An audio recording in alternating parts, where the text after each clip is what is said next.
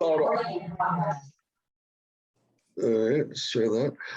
Called a roll call. Jabel, I see. I don't see Michael Chen yet, but I think he's going to be on. Paul Foley's here, Ration here, Tully here, Walman here, Mike Morrow. I don't see yet. Stewart. Let's see. From the police, I see Leon, Andrew. Is John here? Let's see, John. From the town, Kevin. Thank you, Kevin. Let's see, Pam, Joe. Let's see, I don't see Tiger, right? Tiger's here. Oh, there he is. Thank you, Tiger. Maria, is she here today? No, Maria. Okay. And then our presenters. We're waiting on Todd. I just spoke to him. He'll be on momentarily. Okay. Thank you, Chuck. I am here, Chuck. Oh, there he is. Okay, I got it, Ames. Let's see. Were there any public comments, Joe? There is no public comments. Thank you. Thank you. And are we ready for a presentation on cost? Yep, Todd? that would be me, Peter Bradley. Yep. I Hi, can. Peter. Hi, everybody. You want me to jump right in? I think so. Are there any other introductory remarks that we need? I don't think anyone has seen their presentation yet. Is that correct? I was not, but again, like I was out all day yesterday. I've haven't only sent sent out- it to Joe. I Okay. haven't sent out the presentation. We were still working, playing around with the soft costs a little bit. Okay. And there was a couple adjustments that needed to be made based I on some appreciate that, assumptions. Joe, just so that we can have a real apples to apples compare. Yeah, so after this presentation, we'll still need to have, sorry, I'm getting a lot of feedback. So after this presentation, there'll still need to be an opportunity to go through with Brian Humes and make any sort of adjustments that, give him the opportunity to review the budget and make sure that he's comfortable with the numbers that's being carried on his side. There was a couple adjustments that Peter will go through. Well, and just to be clear, one of the things I want to make 100% clear is that we've used, when we got cost estimates previously, the cost, comparing the what we were doing at the site versus what was being done at other sites. It didn't have to be identical, but the costs and the way they were put forward there were not identical in terms of all the escalations and the assumptions. And so, and that's fine, but I just want to make certain on this process that Brian has a chance and KBA has a chance to look at how the estimating is done for both projects, because we want to make, it's really important to me that we know that all the same assumptions and all the same escalations are being used on each project. Exactly right, Penny. I mean, the town bodies would expect nothing less. I think they sort of have to, because when they sit down to make their decisions, just like we'll be sitting down to make ours, making sure that we're looking at apples to apples comparisons is absolutely imperative. Right, and that relates to what we're assuming on the soft costs, so it's the hard costs and the total project costs. That's just so we know, what the real what the comparison is. And Penny, I actually tried to do that with the Great. numbers that I put together. So just to give you some context, Joe hired us to do two things. One was to cost out the KBA current scheme, which we did, and then to take a fresh look at the previous estimate that was done on the Humes scheme. So we updated pricing based on what we see in terms of the market and the scope, and I tried to align the markups, escalation, contingencies, things like that, so that at least we were starting as best I could from more of an apples to apples comparison, rather than I take a number and then there's a number that was done a year ago that doesn't really represent what's happening today in the market. So anyway, that's the approach I took. Great. Whether it's the right one or not. So I'm going to share my screen here. The first. Do I understand that you've worked with Castle Booth, you've not worked with Humes, but yet you're prepared to present this today as a comparison basis? Yeah, I mean, that's fair to say. You know, I've done why a fair did you amount of do work that? with Castle Booze. I have not done any work with Humes. All I did was I received the Excel spreadsheet that was prepared by the previous estimator, FW. I think that's Frank, and he's since retired, I believe. Lucky gentleman. I didn't believe that was an option, but apparently it is. So this is basically you work closely with Castle Booth and have had no input from Humes. No input. No, exactly right. This is just my sort of taking a completely different look at it, and my approach. EALL is asking Peter Bradley. Sorry, I didn't get that. She wasn't muted. Just keep going. I just muted her. Okay. So the first sheet you're looking at is this represents the Castle Booze estimate, you know, based on the conceptual plans that we have. Can you flip that to full screen? Yes, let me just It's unreadable. You've got to get to presentation mode in your PowerPoint. It's just in Excel, so I've zoomed it. Does that help? Minimally.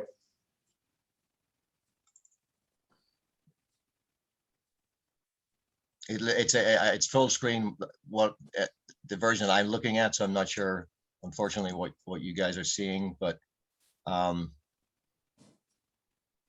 Looks good to me.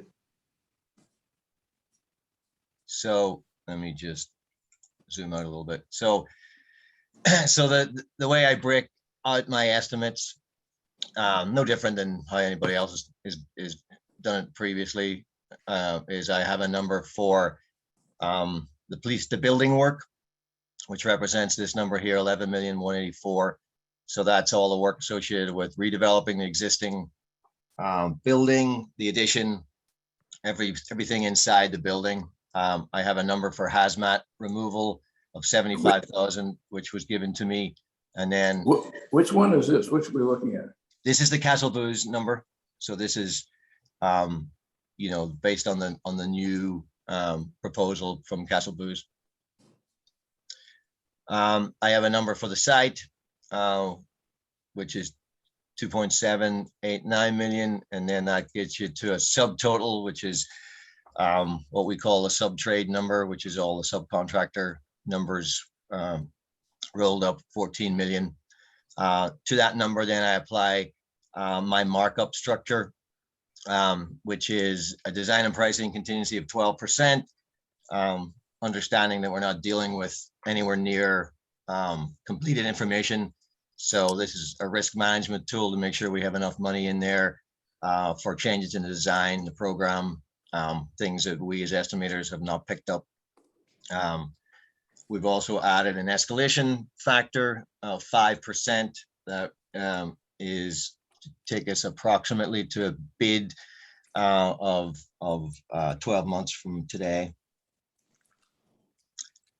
And then I've applied my general conditions, which is supervision, you know, superintendent, project manager, general requirements, which is cost of the work related, markups from the CM. I have bonds, insurance, and then I have my CM fee and a contingency for the CM, and that rolls up to a total construction cost of 19,641,000. This is hard cost only, so I was only tasked with looking at what the hard costs would be. So this is, if you like, the contract that you would sign with a construction manager once everything has been designed would be the 19,641. So that represents at a summary level the KBA design. Now there's backup, everything has got, backup to it, but at this point, I'm just, for presentation, I'm just showing you the summary. Then what I did was, this next sheet is the comparison with the Hume estimate. On the left-hand side of the sheet is numbers that were from the original estimate. And I have taken some of those numbers and I have, escalated it for current pricing. And I have made some adjustments based on scope. The biggest one I would say is, in my opinion, I thought that the previous estimate was a little light on the site work package. So the previous estimate did not assume any new utilities. It assumed more of a mill and pave exercise with the existing parking. In my opinion, given the amount of construction that would be going on, I think some items were not covered correctly. So I did add some utility work, and I added some redoing the parking lots. And this represents this site work adjustment of 1.3 million. That was just, in, again, my professional opinion, I just didn't think that the site work on the previous scheme was adequate. So I added some money to that.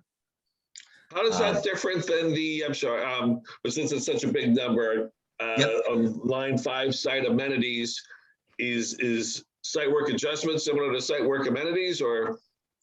Yeah, so this, you'll see, this is on the right is my numbers. So you'll see there's some big discrepancies in the site, site paving, I've got 520,000 versus 147. Site amenities, which is, there's a big delta in that. And the biggest driver of that is, in the Castle Booze scheme, there's a parking structure on the site. So we have about $1 million in for that line item. That does not show up anywhere in the previous scheme. So that is not included in the Hume's plan. So that's one of the big deltas between our estimates right now, is that elevated parking structure. And then you can see the site utilities, the previous scheme had $38,000 in. I've got $711,000 in, so this adjustment here, the 1.3, really represents, adding in utilities, adding in, paving that I believe was not adequately covered. Again, just back to at the very start, I'm trying to get as much as I can an apples to apples comparison here. And you may say, that previous scheme, the intent was to do very little with the site, and therefore you should take out that 1.3 million. I just don't see how you can do the project without, doing a fair amount of site work. So that's kind of my call. But then I think you didn't understand the other proposal. So I think you just ought to set that aside until you have a chance to spend more time on understanding the other. Yeah, no, that very well be, Jim. I mean, it's just the site package just seemed very light. Well, I think that just needs more work so you can understand it. You might be right, but there was very little site work required in the other proposal. Yeah, and and again, with the Castle Booze, there isn't a lot of information on the site package, and that's pretty typical at this stage of design. So where I'm making conservative assumptions, I would say at this stage, for the site, those would need to be vetted out on both sides, with the KBA plan as well as with the Hume's plan. Peter, understanding that your assessment and evaluation of items such as paving may actually be dead on, but are you going to the extent of actually adding a parking structure under the Hume's quote or not? You're just No, I am not. Thank you. I am not. Thank you. The only thing that I have that's included in both schemes is there's a carport. So that was consistent with the Hume's scheme, and it's consistent with the KBA. That's What, included what was here. that? Repeat that again. What you think was consistent? A carport, so a covered, parking structure. So, Oh, okay. but the KBA scheme on top of the carport also had this elevated sort of parking structure. That is only included in the KBA pricing. Thank you. So this rolls up into, there's approximately about $1.5 million, $1.4 million difference in the site package between the two estimates. Then we're into the building cost, which is again, going down through the different divisions, concrete, we're higher on the KBA. And that's because we're building a bigger addition here, so there's just more concrete work, there's more structure, there's more, exterior masonry, that kind of thing. So those numbers make sense in terms of differences. And some of the things that jump out more are elevator. So the previous scheme did not have anything included for the elevator. Reusing existing elevator, I'm assuming, was the approach. We have a new elevator shown on the KBA scheme, so we are carrying that. I also included some money to redo the existing elevator. I'm not sure if it's up to code or not, but usually there'd be some adjustments for controls and things like that for an existing elevator. So that's included in the KBA. There's no money in the Humes for the elevator work. And then the other big items obviously are the MEP. So, we again adjusted the Humes estimate based on, what we're seeing in the market and how we would price the MEPs. So the numbers in the Humes represent some adjustments on our end. But you can see the total direct cost. Again, this is back to the total trade cost. We're coming up with 10.7 approximately for the Humes versus 14 million for the KBA. And that equates to a bottom line of 15.4 versus 19.6. So there's approximately just under $4 million of a delta between the two schemes. Can you remind us what the Hume cost was that you were given that would relate to the 10.7? Yeah, 1 second. Sorry. I just need to.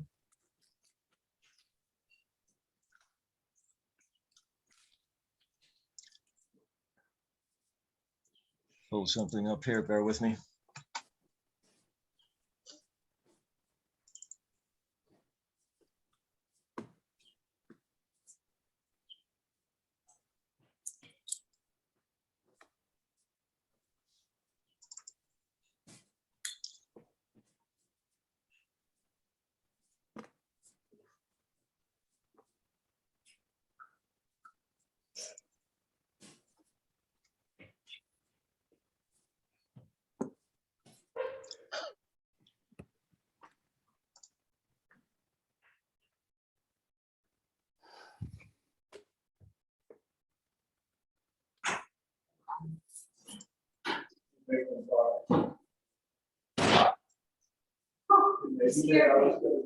No.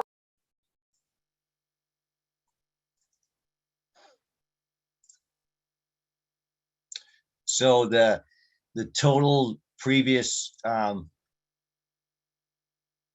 trade number that, lining up to the 10.6 was about 6.8.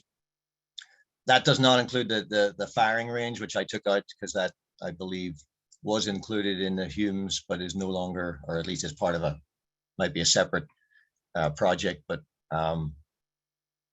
and the bottom line that I had previously was 9,157,000,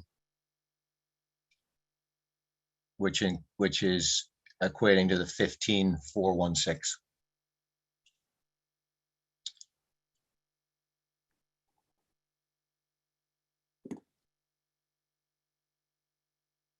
So that would be, I mean, so you've added some additional, even if you did sort of like I don't know what the cost difference has been in a year, say it's 10%, which would, I don't know if it's been that high, if those numbers had been updated in the same way, it would have been closer to, I don't know, 6.8 million plus 10%. So it would have been more in the 7 range, I guess.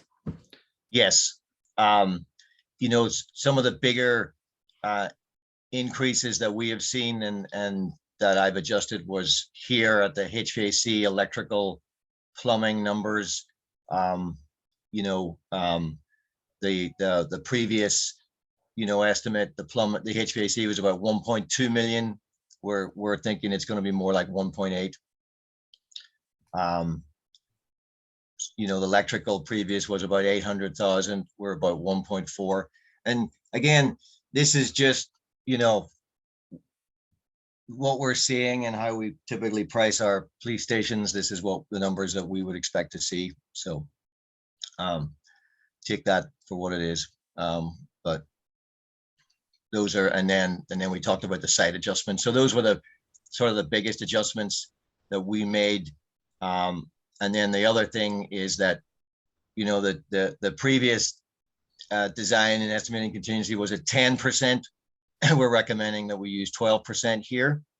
So that's an adjustment. We are also adding in, we're assuming that this is going to be a construction manager approach. So our markup structure, does everybody understand? Sorry, Yeah. Okay.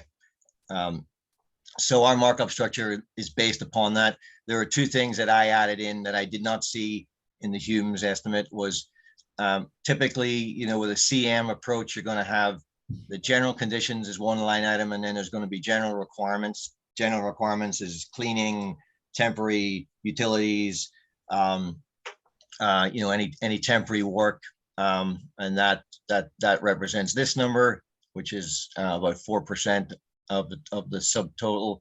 And then there'll be a GMP contingency of 3% is what we're recommending. Those 2 items did not show up anywhere in the Humes estimate. So those are adds based on how we would expect the markup structure to be. And you haven't included any costs for relocation? No. So, right. Right, Penny. So this is just hard cost. What we would again see is, the construction manager's cost. On top of this, there's going to be design, engineering, architectural fees. There's going to be relocation costs. There's going to be, legal expenses, printing. There's going to be an owner's contingency on top of this, so there's another layer of soft costs on top of this, but that's not something we typically get involved with. Okay. Thank you. Okay. Joe, as a reminder, what soft costs did we use previously, roughly?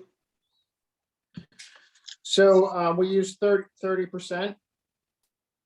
We used 30% for soft costs. We used relocation costs of 1.5 million or 1.498. And then there was an owner's contingency as well. So we'll have to add those items to this number for the complete project, which we are working on.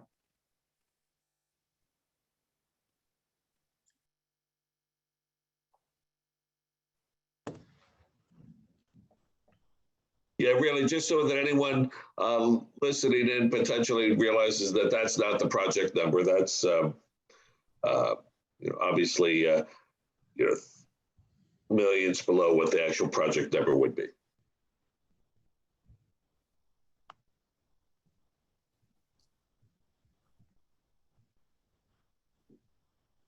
So are there additional refinements that you're still working on, or are you looking to compile Peter's work along with soft cost, moving expenses and owner's contingency, and then once compiled, distribute this to us, or what's your plan?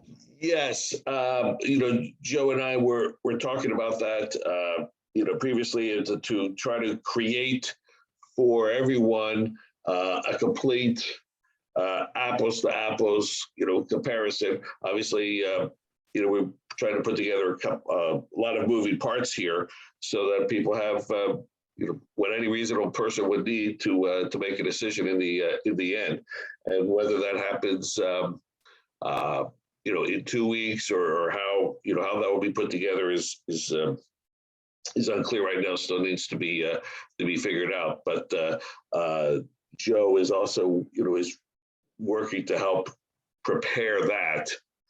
Is that fair, Joe? Yeah, that's correct. And Humes actually hasn't had the opportunity to look at this and discuss. It just came in yesterday. We were on a very tight timeline, so I appreciate everyone's work to get it together so quickly. Yes. But unfortunately, that means that we still need to plug in some of the soft costs and do some additional work before we can give you the overall projected project costs. And also, again, give Humes the opportunity to talk about the adders that were put into this and just get their thoughts on that. Hey, Bill, I'd like to ask a question. Sure. On the site work, both plans assume 75 parking spaces, which is includes the existing visitor parking in the front, right? So I'd like to understand why we are proposing a parking structure and why that structure would have a canopy as well, if Chuck can. Sure. I'm more than happy to explain that, Kevin. So we looked at the situation on the site, and that's a really good question and observation. Currently, the parking number, bear with me 2 seconds, just so I can get the information from last week, because I don't want to misspeak. The parking relative to the police department was kind of a challenge with cruiser parking, staff parking, change of shift, things of that nature. And Eric is with us, so he can help here a little bit as well. We proposed a parking structure as a betterment for the project, because one of the challenges when we met with the department down during the programming was location of the impound vehicles that they have to hold and they have to protect. Some of them they have to keep out of the elements. And it started to really squeeze the site and make things a little bit more challenging. So we proposed the parking structure to ease some of that parking struggle, if you would. And by adding that in combination with the Sally Port, which I can get into a few of the benefits of the Sally Port if you want to hear that as well. We actually increase an additional 25 to 27 spaces within the site that can actually act as a betterment, not just to the department, but also be if the town wanted to share it with the neighboring cottage or So, school. Todd, does that mean that you're not really doing 75 to 75 apples to apples? You're getting 90 or so? Or Correct. There is a gain by adding that parking structure. okay, but also why would I assume the cruisers would be on the covered level, the lower level? Actually, the carport would actually provide covering on the upper level and would provide quicker access for the department to those at the change of shifts in the event of an actual emergency that somebody was back at the station. Can I jump in? The reason we suggested a covered area over that upper deck, as well as a cruiser parking area, was to make it very accessible for solar power, solar panels that's facing south. It's obviously an option, just like the deck is an option, but we've seen that being used now, especially with everyone into green energy, but it would be a really good spot for solar panels. Yes, on that, I want to challenge you, Chuck, because, having gas now, we are putting combined heat and power in our public buildings in many areas. And that saves us a lot of money on energy without doing solar as well. So I just, I wonder why the need for the carport. Then there is no need for it. If it's only to accommodate solar, I challenge that. No, there is a benefit for the officers on shift as well. You don't need to leave the cruisers running to keep the snow and inclement weather cleared off of them during the Okay. wintertime. If there's a substantive reason, I agree with that. So I guess I don't understand the topography of the deck in terms of where you walk from the cruisers into the building. I mean, Okay. And also, Kevin, the other issue of a looming parking garage on the neighbors, any tall structure going back towards the boundaries of our neighbors is something that I think will get their attention and would need to be figured out if everyone is on board with it. that's a good point, Bill. But on the other hand, Todd, are you planning to basically dig down 10 feet so that the structure is not really as tall as if you build it on the current level? The plan is that the upper level of the garage will be at the same relative level as the police parking now. Oh, so that eliminates the loom factor. Right, You're going to dig Because- down, which obviously costs money to dig, but right. The lower level will be approximately at the level of the lower level parking now. There's about a 10-foot grade change there now. so you're talking about really $1 million extra cost for 25 extra parking spaces. Yes. But that also gets you secure impound parking on the lower level and gets that piece of the program out of the building. So we also, based on our conversations on last Wednesday, if I remember correctly. Yes. It's been one interesting week.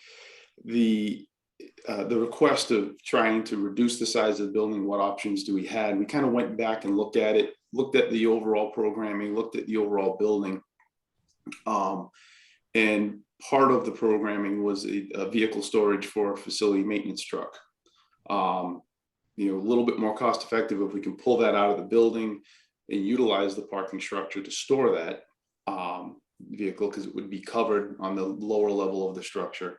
We were actually able to, through that exercise, and I believe it was Penny's request to simplify the structure of the addition. We were able to bring the building down from approximately 29,000 square feet to 27,000 square feet, just with effective, kind of relooking at shifting some of the locations on that in area. Obviously, Peter was already working on his estimate based on the original plan, so we hadn't been able to get this completed in time to affect his numbers. But this is kind of the evolutionary process of any design, if you would. So are you saying 2,000 square feet would translate into 2,000 times 650 or some number per square foot?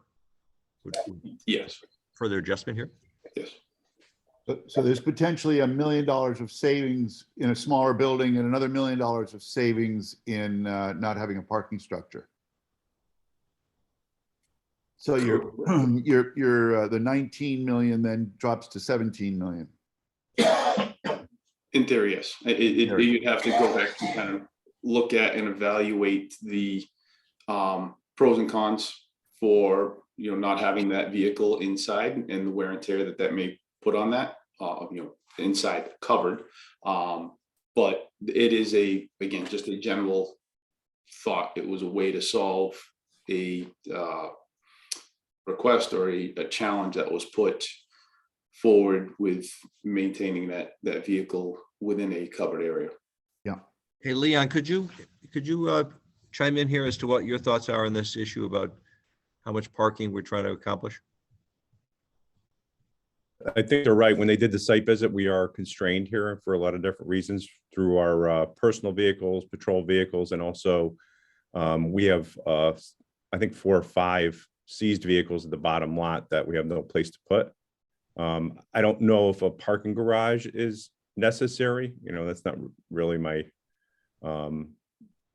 field of expertise, but I do know what we have constrained parking, and I do know that we want covered parking for our patrol vehicles during inclement weather. So however that's accomplished as cost effectively as possible, that's okay with me. And your impound vehicles, Leon, should be covered or not covered? They should be covered ideally. There's some of them, if we don't have enough room inside for the vehicles, some of them do need to be protected from the elements because there's some evidentiary issues with them. Right. That's ideal. And if I recall currently, Chief, you have one that is occupying your Sally Port, so your Sally Port has been rendered useless at this point, correct? Yes, that's right. For an indefinite period of time. Okay. If I could, if you look at the design, or if you recall the design, and I can share if you'd like me to, we had a dual Sally Port drive-through. The reason that we were speaking about a dual Sally Port drive-through, you know, the benefit to that, obviously you now have 2 lanes of travel to come through. The drive-through is a safer way to utilize the building. It protects the vehicles from, you know, officers, you know, accidentally coming in contact while backing up. With the sidewalls as well. And sorry, trying to do too many things. Hold on one second. Let me just get this shared. Oh, now I lost you. There we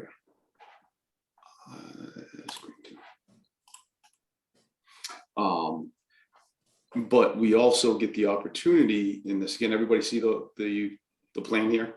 Yep. Yes. Okay. We get the opportunity that we can actually put a partition, a wire mesh partition with a door in it between the 2 Sally Port bays. And that would allow the department to maintain operation within one, but the other one could be used for processing if they had, or even an indoor storage for evidentiary reasons. So they can secure it, and they can utilize that in that process for whatever duration of time, but still maintain the additional safety and function of the drive-through Sally Port. And the other benefit also to a drive-through Sally Port is if you have an incident where you have to get a prisoner out of the detention area via medical ambulance, the ambulance can come in, shut both doors, operate to take the prisoner from the prisoner and into the ambulance within a secure environment. So it's a security vestibule by definition, but is an increased, you know, safety for the operation, not only for the officers, but also for the detainees. It's just, this is the revised plan, so you can see how the footprint got simplified here. So one thing I'd like to, that, you know, I don't know that it's today, but one thing I think that building committee needs to focus on is one of the big changes, the differences between this and what we had with Brian is the change in the Sally Port. And I, for one, I understand why, you know, if you were just building completely fresh and new, you might want a double Sally Port, you know, for all the reasons you just said. But what I'd like to actually find out is exactly how many times, you know, we use the Sally Port each year. And, you know, like, have we ever had a situation with the ambulance? You know, it looks, the cameras on cars and police cars, I'm sure backing up, everything is so much better than it used to be. I'm just not convinced that the backing up when there's not a prisoner in the car is a problem. And if you were just transporting a prisoner from the police station to another police station, you could back in instead of, you know, when there was only a policeman in the car versus the other. So I think, because it's a lot more money, I think we really need to understand how many times a year it's used. And, you know, if we actually need it in New Canaan. Penny, following up on that, you know, when we visit the other police departments like Bethel and Darien. It seems to me we always see another vehicle sitting there in that other bay, a rescue truck or something, which kind of suggest how often do you really need 2 bays for Sallyport purposes as opposed to storing another vehicle? Right. Well, right now, Kevin, right now, there are 3 extra bays on the side of the building. So the Sallyport plus 3 bays exist right now. And 2 of them are almost always used for vehicle storage and evidence storage. Is that correct, Leon? Yeah, right now we're full, meaning we can't use our Sallyport. There's an evidentiary vehicle in there. All those other 3 bays are completely full. So I do think it would be smart to plan ahead. And I get the concept about the 2 bay might be a little concerning, but right now we have no bays because we only have 1. Well, and we use it dozens of times a year, dozens and dozens of times a year. what we need to think of is if you have a storage problem, Leon, and there are other town properties, we ought to maybe consider at much less cost creating a vehicle storage facility that's monitored with cameras and everything, and maybe on a different site, maybe over in the public works area. Don't have any. Because right now that place looks like a junkyard. We've already looked there. We don't have any room. Jim, I'll bet there's a solution to that problem. Jim, or alternatively, building a second structure in the rear over by where the vehicles are parked now in the back. That might be another solution, but there are other solutions. But this Sallyport is sort of pushing you into the parking area, which kind of then drives a parking deck. Exactly. As opposed to saying, okay, well, a single Sallyport is sufficient for Sallyport purposes. But if you want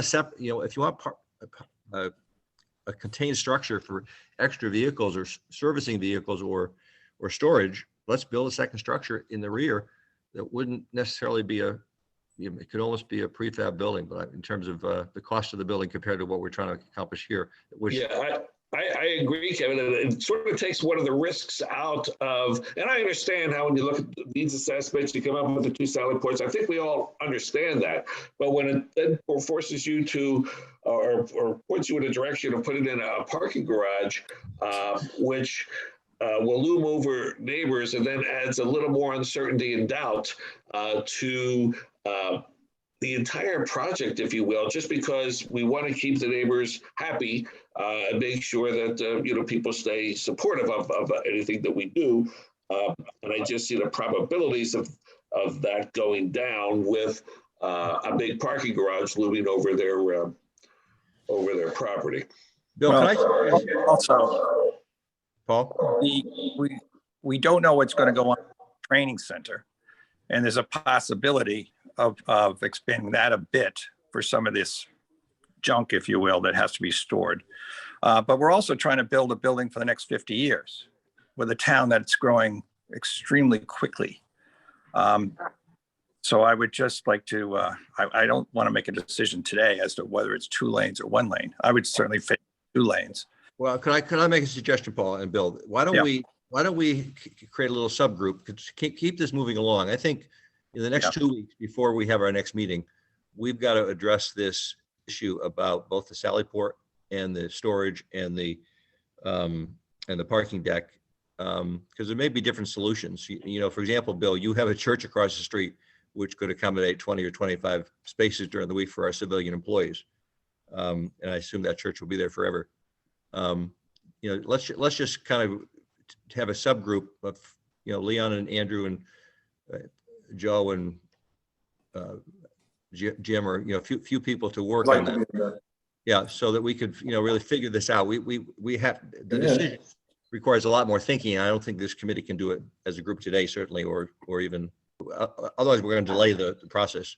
And you're right, Kevin, because that's one big issue, relative to design uncertainty, if you will, that we have to sort of iron out before moving forward. I think we have to give Brian another shot at this. The new cost estimates Joe's also putting together. The soft cost estimates and things like that. There's a lot that still needs to be done. We're moving in the right direction. But on the 26th, we're not going to be in any position to vote, for a recommendation or anything like that. I think that's quite clear. But we want to get a lot of work done between now and then. The other thing I'd like to do is get with Peter and go through it in detail the estimates, because the interior work, the way that Humes have proposed it versus the way that KBH proposed it is quite different. And they introduces a lot of structural issues. And I think those costs are not included in your assessment, Peter. It's not your fault. You think you don't know that. So I think we ought to have a subgroup that looks at that and looks at the major structural changes involved in the KBA proposal that were not proposed in the other one, which was to use the envelope as it is. Yeah, I'd love to be a part of that group. Thank you. Yeah, I think that subgroup is really good. And you know, I think we got a lot of great information today, and it certainly advanced it. And we're starting to focus in on the key issues, but I don't, in my mind, I don't know what I would be getting for one price versus getting for the other price yet. So it'd be very hard to sort of make a recommendation at this point. But I think that that type of detailed work would be helpful. So is it two groups, one on the parking and issues on the back, and one on the structure? Also, someone needs to be talking with Brian to make sure we completely understand and give him another public forum, I think, on the 26th. So one subgroup or two.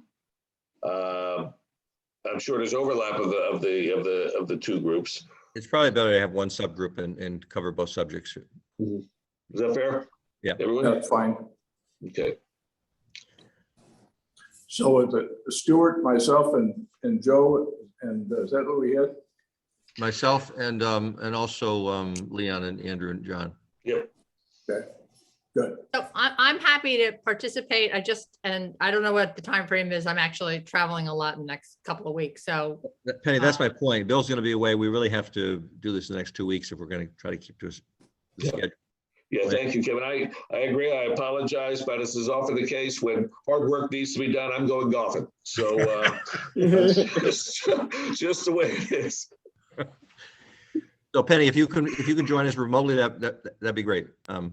yeah, I probably, I'm going to be in Texas for part of it. So Can I ask Todd and Chuck a question? Is it customary to have two bay sally ports now in terms of what with new buildings or? Yes. If it's not two bays, it's at least 2 bays. It's not 2 bays wide, it's at least 2 bays deep, but you do compromise that additional overlap function, if you would, of being able to use it for processing or storage for most departments. But yeah, it's drive-through is always preferred. And I think in the last 15, 20 years, I've only done one back in. But in terms of one drive-through, as opposed to two a 2 bay drive-through. Right. Because I think that's pushing the parking issue quite a bit here. It does, not hugely, because if we don't do the parking structure with the 2 bay sally port, I did not share that number, but it's a loss of 8 spaces. Okay. And we were looking for, as designers' recommendations, we're looking for how can we better the situation for the town, for the department. That's why we're recommending or offered the recommendation of the parking structure. Because then, instead of a loss of 8, you gain 25 above your current situation. But if I told you we can get 20, 25 spaces on an adjacent property, just like with the library, we had to figure out a way to deal with parking. And, if we can accomplish that elsewhere, we have to look at that seriously. Or just accept the fact that it's a betterment for the project to have a deck, which keeps everything there. But again, civilian parking for staff and having to walk 1 block to work is kind of like the civilians don't need to be adjacent to the building. And actually, there aren't that many civilians, to be honest with you. It's the shift change and the parking vehicles that are, Your point, if you could pick up 8 spaces across the street on a semi-permanent basis, i.e. 5 days a week, That would then eliminate the need for a parking structure, which would then potentially save you close to $1 million, and still enable the police department to have a two-bay structure, two-bay sally port, which today is state of the art. I mean, it's without question, it's state of the art. You know, for that matter. If you want a modern police department that is using current standards, you should have 2 drive-through sally ports. That is the state of the art for police departments across America. Yeah, Stuart, by the way, you know, for that matter, the Center School parking lot is a free parking lot for people who work in town. That's less than 2 blocks away. Right, but we also have shift changes 24 hours a day, 7 days a week, not 5. Right, so. And that deck also covers some of the parking for that of the housing that's on the north end of the site and the daycare that's on the north end of the site on the lower level. That's an important thing for us to consider, which means we have to talk to Todd as part of the subgroup, Todd and Eric. And I didn't realize, I thought you were trying to separate entirely the parking for the We separated the upper level entirely, but the lower level is shared to a certain degree. Oh, okay, that's important to know. There's no ramp on that parking, right? There's no ramp connecting the 2 levels. No. It's just, so it's a little bit less expensive a deck. Yeah, and a ramp would eat up a lot of your parking count. Right. So that's why we don't have a ramp. Kevin, do we know exactly what the town's commitment is to the residential living space in terms of parking spaces? Do we, I mean, have they contracted to have 5 spaces or 10? No, I think there's maybe 15 residents out of the 42 that have cars. And they need some visitor parking as well, but I don't know what contractually, I don't know if we have the 99-year lease provides for parking, so that will. Can we find that out? We'll get that answer. Okay. And the South Avenue Cottage, you know, doesn't really require parking. There's also the daycare parking and drop off, and you're right. By code, I think they have to park the cars and walk the kids in the morning. So that's another issue. Correct. Okay, So in order to move this on, so let's talk about the next steps here. We're going to have the subgroup going to meet. We're going to discuss parking options and structural issues, at least minimum. Brian has been given, Peter, you're going to meet with Brian and understand his proposal better. Is that the plan? Well, I think Joe was going to at least start by sharing the analysis and have them, they can reach out to me or we can have a discussion on what. Isn't that something, Jim, that can be done with Peter, Joe, and Brian? That's what I was suggesting. And yourself, if you want to, you know. Yeah. Yep. Okay. Yeah. Can we talk about budget for 1 second again? The overall budget, and we have 2 architects that are kind of going on 2 different paths with 2 different budgets. There's more of a minimal approach and then a full site redevelopment approach. The question becomes, if you have the KBA approach, that will end up being in the $27 million range, plus a range solution that we still need to figure out in the 3.7 range. Does the town have a tolerance for a $29.7 million project? Because right now we're asking everyone to look at redefining their projects. But I guess the one fundamental question is, does the town want to spend 21 or do they want to spend 30? You know, in that range.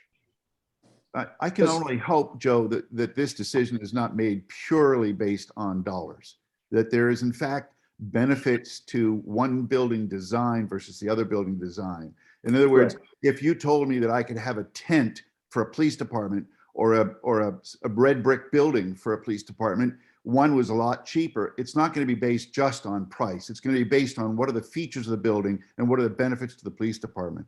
So I don't know that we're at that point of saying strictly that we're going to make every decision based on dollars, are we? No, I Well, wasn't I can tell you recommending that. from the town, I can tell you from the town council standpoint, pushing $30 million, that's going to be an issue.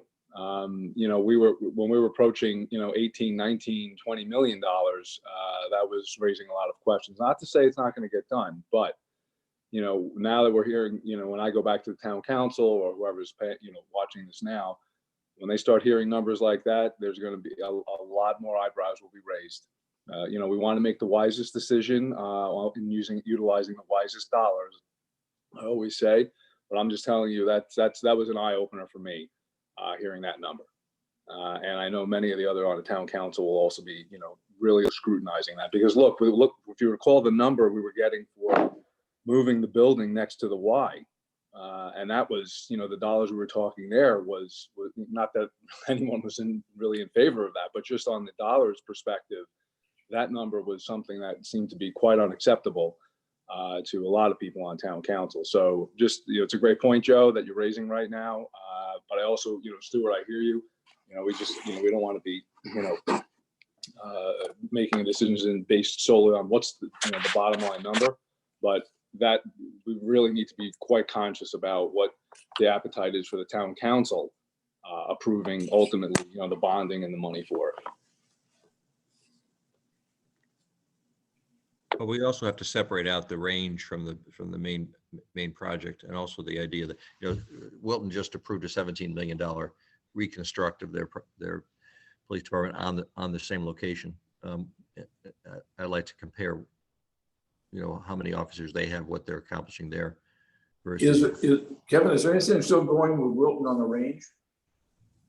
Well, again, the range discussion is part of a larger discussion as to who's going to share, because clearly, if you're talking about $3.5 million for a range, you want to have a partner or two. So between the Westcog study and our discussion about a location that would be three other departments sharing in one way or another. So but I do think we ought to separate the two projects in terms of, and focus on what the South Avenue project costs, and the range will be a separate discussion, but a necessary one. And as Paul says, to the extent we have to understand what training aspects go into a range versus what's in the building, because I think, Paul, the training, I think in either scenario, the training really has to be in the main building for the most part. Leon, is correct? The actual interactive virtual room is going to be in our main building. It's not going to be at the range offsite. Right. But I really fear that if we separate the two, we'll never get a training center. And as a professional police department, we must have that. Well, but Paul, I agree with you entirely. We have to go forward with a range solution. The question is what range solution is going to be in terms of cooperating with other. And other towns will cooperate with us too if we put it in. So. Right. Okay. So when I do the soft costs, I will not include anything, any sort of range solution placeholder. Is that correct? No, I don't agree with that at all. I don't. I'm only one.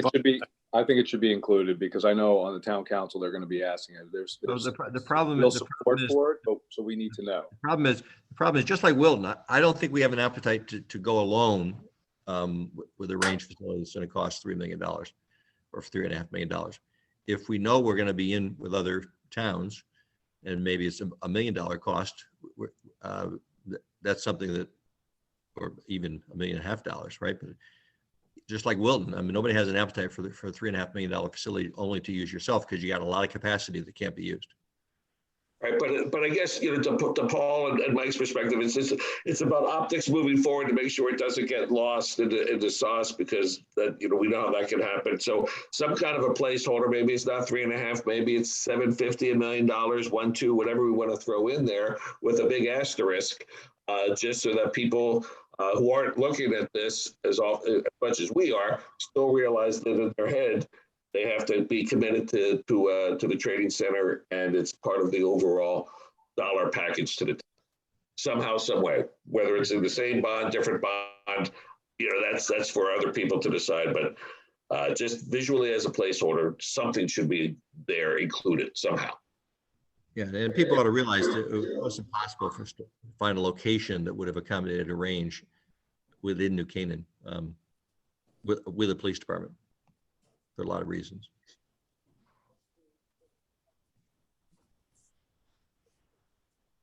So, Joe, are you going to send us out a separate attachment, in the future? And as far as the working group subcommittee, I will not be part of that because I'm going to be out of the country. But are you guys prepared to, figure out your division of labor and when you're going to do all this? Yeah, I'll definitely send, so I'll send out, the first thing I'll do is I'll send out the professional estimator's estimate, just so you have it. And then we'll work through with Humes, any sort of, give them the opportunity and make any adjustments that we see fit. And then we'll work on the soft cost leveling and send that out so you have a completed cost. And then I'll put some sort of range solution placeholder within those numbers.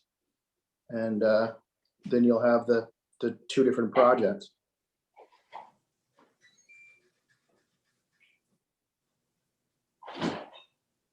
We good? I think we've about done what we can do today, without more work. So Bill, we'll be working while you're golfing. I appreciate that very much. And as I'm sitting over that 4 foot putt for $1, I'm going to be thinking about you guys. You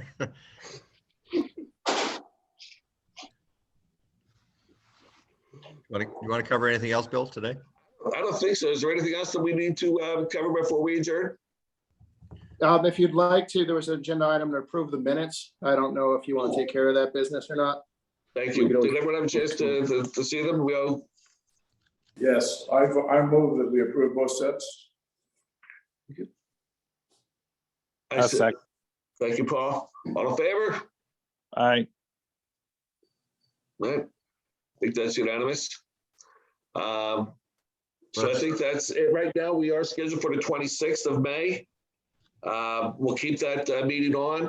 Our next regularly scheduled meeting after that is June 9th. If it looks like we'll need to add something on June 2nd, we'll figure that out the next 2 weeks. Is that fair?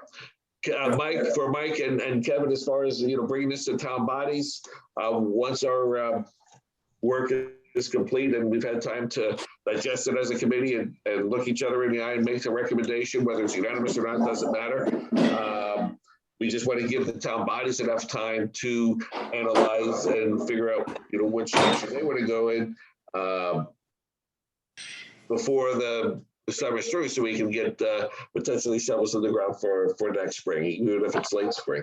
And I think that's, if we can get you guys something by very early June, so that you guys, town bodies can have something hashed out and decided by end of June or early July. I think that'll still get it in while most people are around for this summer, and we can get to working on something. Is that, Kevin and Mike, do you think that's fair? Yep. We're shooting for a June decision, and we need to get it done before the summer break starts. So why don't we thank Peter and Chuck and Eric and Todd for all joining us today. This was very helpful. Thank you for the opportunity. Yes, Yeah. thank you. Bill, just one more item. I don't know. I know this is the tail wagging the dog at this point, but I'm not clear that we had ever pulled together a requirements document prior to handing it to each of the architects. So, for example, what is the requirement from the police department for number of parking spaces? What is the requirement for number of locker rooms? What is the requirement for, I can go on down through the list, and I know this is all, very at the very end, but if here Joe is going to be giving cost estimates for two different plans. The question embedded inside of those cost estimates are, in fact, are the dimensions and the requirements of the building vis-a-vis the demands from the police department equal? Stuart, I think we're a little down the road on that because I think we've been using the needs assessment as the requirements document up till now. Right. Now, if it needs tuning, that's fine, but I think we're not starting from scratch. I understand we're not starting from scratch, Jim, but the needs assessment does not define any of these things. And I'm, you know, so you're coming up with two different bids, two different cost proposals, and you don't have an apples to apples comparison. Stuart, I thought we started with Brian's needs assessment, and which is pretty much the requirements. Chuck, did you guys look at the with Leon and when you met as to the? Todd, explain the process, please. Good thing. So we did start the process. We're kind of fresh and clean with our own. Starts with a questionnaire, gathers population information, number of arrests, calls for service, staffing levels through a certain number of years. I think it's 10 or 12 years, as well as the average shift. You know, the shifts that the department has, whether it's 3, 4, and then calculating that changeover. So that gives us pretty good outline of what the staffing level is, what the projected staffing level is, and then sitting with the department, we verified, is that projection increase accurate, or is it going to be more of a level projection where you're going to stay where you are staffing wise? We produce a document that has that, as well as it helps us with a vehicle count for the number of cruisers, the number of the number of cruisers that you have to park in the change of shifts to accommodate for all of that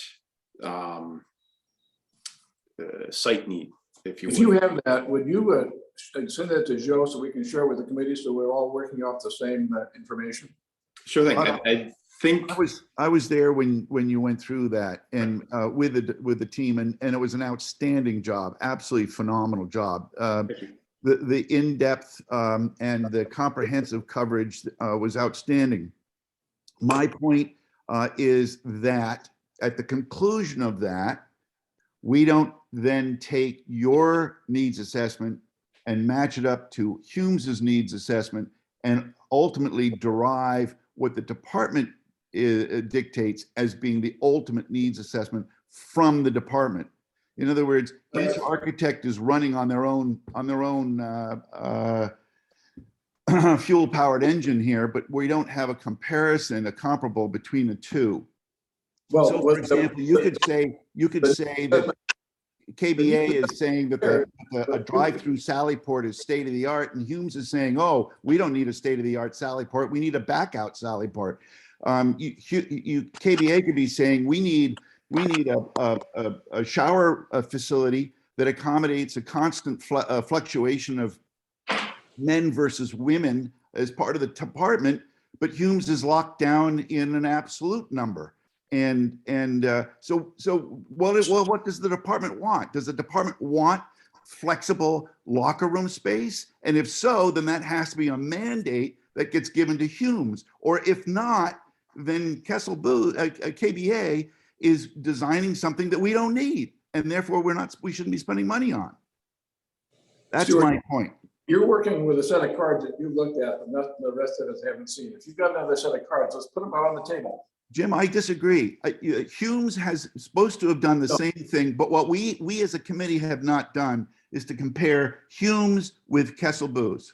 No, well, that's my point. We haven't seen the Kessel Booz assumptions. And anyway, I'm not saying which one's right or wrong. We ought to look at them both and decide what we're going to use as the basis.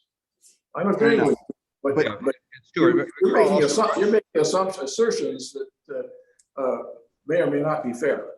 Well, my point, very simply, Jim, can be explained by the number of parking spaces that Kessel Booz has arrived at, and in turn has decided we needed a covered garage. I mean, a full A parking area. Well, maybe the department can say, we don't really need the 79 spaces. We can deal with 70 and go on from there, which case they just dropped $1 million out of their project.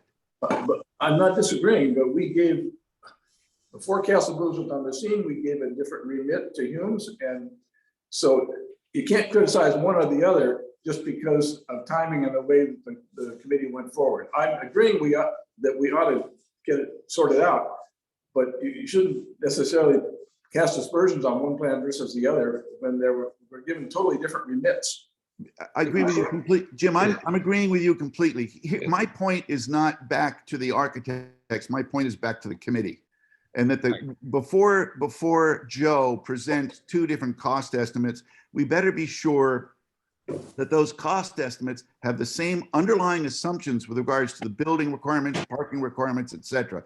And there's no sense in providing all these beautiful cost estimates if in fact we're getting two entirely different buildings.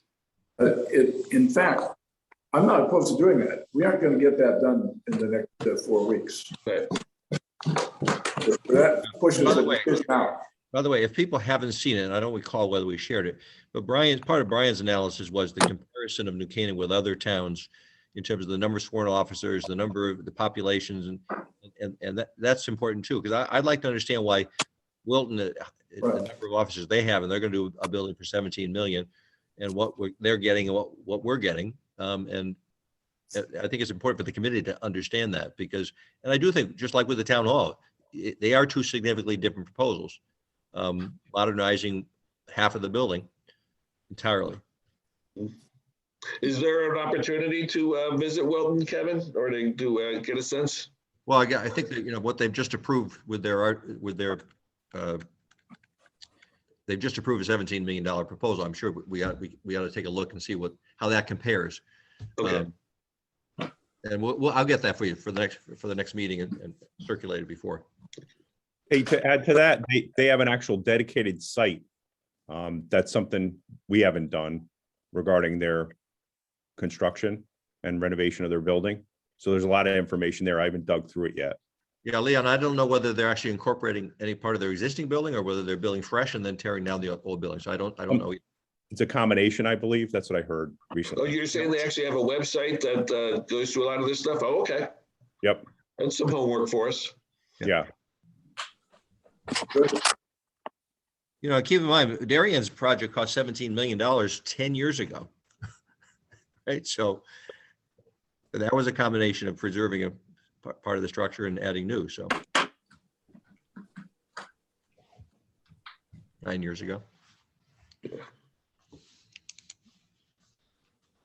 We don't need 37,000 square feet. Yeah. That included range, in fairness.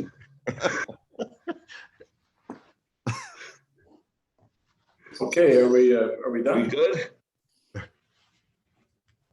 All right, and then and the subcommittee, you guys. We'll pull that together, and I guess since you've created a subcommittee, Bill, we'll have public meetings, public access. So someone establish that principle. Yeah. I'm sorry, would it be in fact a public meeting at that point? Because Yeah. there's only seems to be one. Huh? There's only Jim Beal, that's the on the committee. Member. Well, again, there's really no secret. So, this whole thing has to be fleshed out, and hey, we'll talk about that, Joe.